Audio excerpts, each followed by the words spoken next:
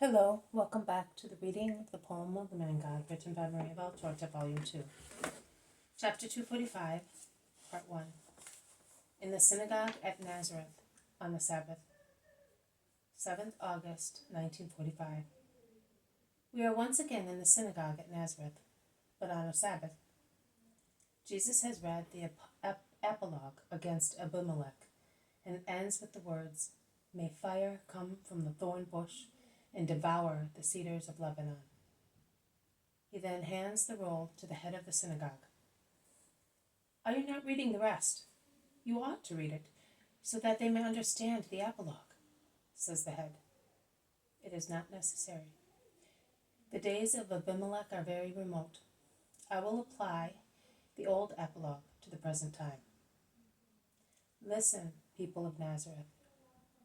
You already know the moral of the apologue against Abimelech, as you have been instructed by the head of your synagogue, who in his days was instructed by a rabbi, who had learned from another rabbi, and so on for ages, always with the same method and the same conclusions. You will hear a different moral from me, and I ask you to make use of your intelligence, and not to be like the ropes of a well pulley, which until they are worn out run from the pulley down to the water, and then from the water back up to the pulley, without ever changing. Man is not a rope or a mechanical device. Man has been gifted with intelligence, and must make use of it on his own behalf, according to needs and circumstances. Because if the letter of the word is eternal, circumstances change.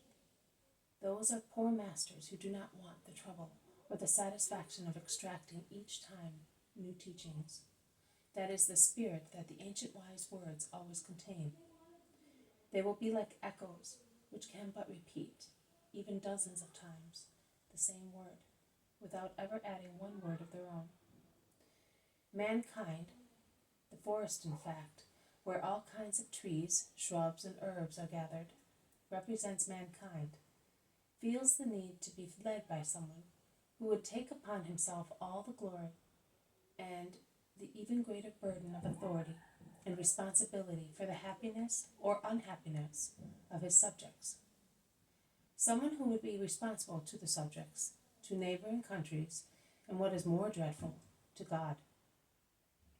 Because it is true that crowns and social preeminence, whichever they may be, are granted by men, but they are allowed by God, without whose condescension no human power can be imposed, which explains the sudden unimaginable changes of dynasties, which were considered everlasting, and of powers which seem untouchable, and which, when they overstepped the limit in punishing or trying people, were overthrown by the same people with God's permission, and became nothing but dust, or at times sewer filth. I said, people feel the need to elect someone who will take upon himself all responsibilities towards his subjects, towards neighboring nations, and towards God, which is the most dreadful of all. Because if the judgment of history is dreadful, and the interests of people endeavor in vain to change it, because future events and people will restore it to its original, terrible truth, God's justice is even more relentless, because it is not affected by any pressure whatsoever. Neither is it subject to changes of humor or opinion, as men too often are, and above all, it is not subject to wrong judgment. Those, therefore, who are elected leaders of peoples and makers of history ought to act with the heroic justice of saints, in order not to become ill-famed in future centuries and be punished by God forever. But let us go back to Abimelech's apologue. So the trees wanted to have a king, and went to the olive tree. But the latter, being a sacred tree, and consecrated to supernatural use because of its oil, that burns in front of the Lord, and is a predominant element in tithes and sacrifices, and forms the holy balm to anoint altars, priests, and kings, and for its properties, I would say it is almost thaumaturgic, and as such is used both on healthy and sick bodies. The olive tree replies, how could I fail my holy supernatural vocation to degrade myself in worldly matters? Oh, how gentle was the reply of the olive tree. Why is it not learned and repeated by all those whom God elects to a holy mission, at least by those? Because in actual fact, it should be pronounced by every man as a reply to the suggestions of the demon. Because every man is king and a son of God, gifted with a soul, which makes him a regal divine son, called to a supernatural destiny. His soul is an altar and a house, the altar of God, the house where the Heavenly Father descends to receive the love and reverence of his son and subject. Every man has a soul, and as each soul is an altar, every man is thereby a priest, a guardian of the altar. And in Leviticus it is written, the priest shall not profane himself. Man, therefore, ought to reply to the temptations of the demon, of the world, and of the flesh. Can I stop being spiritual and busy myself with material, sinful matters? The trees went then to the fig tree, inviting it to reign over them. But the fig tree replied, how can I forego my sweetness and my excellent fruit to become your king? Many apply to a meek and kind man to have him as their king, not so much because they admire his kindness, but because they hope that by being very kind, he will end up by being a king they can make fun of, from whom they can obtain anything they wish, and whom they can abuse as they like. But kindness is not weakness, it is goodness. It is just, intelligent, firm. Never mistake kindness for weakness. The former is virtue, the latter a fault. And because it is a virtue, it gives those who possess it a righteous conscience, which enables them to resist human solicitations and allurements, aiming at bending them towards worldly interests, which are not the interests of God, remaining faithful to their destiny at all costs. A kind-minded man will never repel reproaches with bitterness, neither will he ever harshly reject those who ask his help. On the contrary, smiling sympathetically, he will always say, lead me to my peaceful destiny.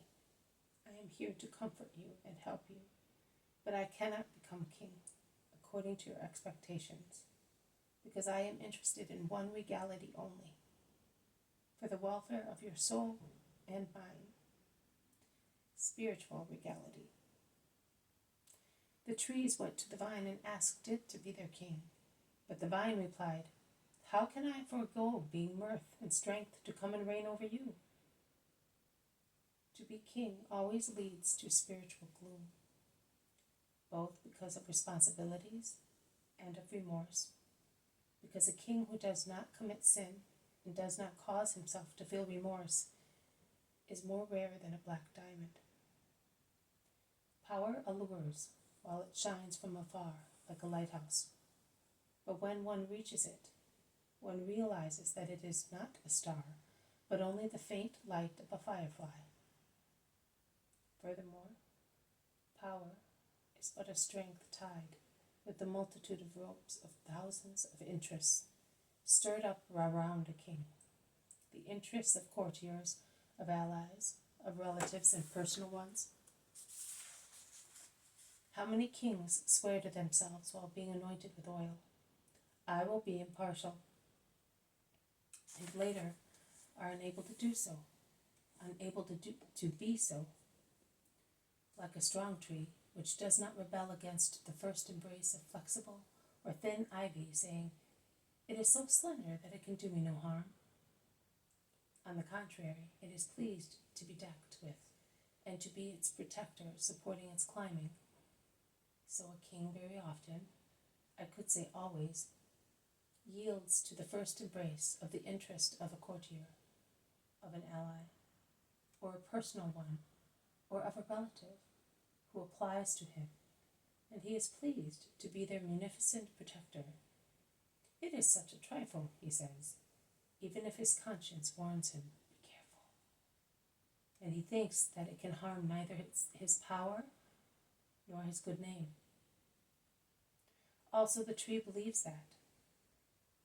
But the day comes when the ivy, growing in strength and in length, more and more voracious in sucking the lap of the soil, and more anxious to climb up and conquer the sun and light, embraces branch after branch, the whole big tree, overwhelms it, chokes it, and kills it.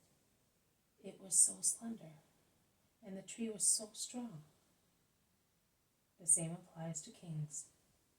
A first compromise with their mission, a first shrugging of shoulders at the voices of their conscience, because praise is pleasant, and it is delightful to be a sought-after protector.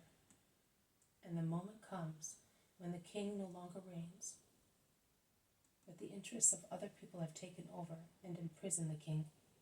They gag him and suffocate him, and if they have become stronger than he is, they kill him when they see that he is slow in dying. Also a common man, who is still a king in his spirit, is lost if he accepts a lower regality out of pride or greed, and he loses his spiritual serenity that comes to him from his union with God, because the demon, the world, and the flesh can give an illusory power and joy, but at the cost of the spiritual cheerfulness that comes from the union with God. This has been a reading from the poem of the Man God, written by Maria Valtorta, Volume 2, Chapter 2, 45, Part 1, in the Synagogue, at Nazareth on the Sabbath. Thank you for listening. I will see you tomorrow. May God bless you, and may peace be with you.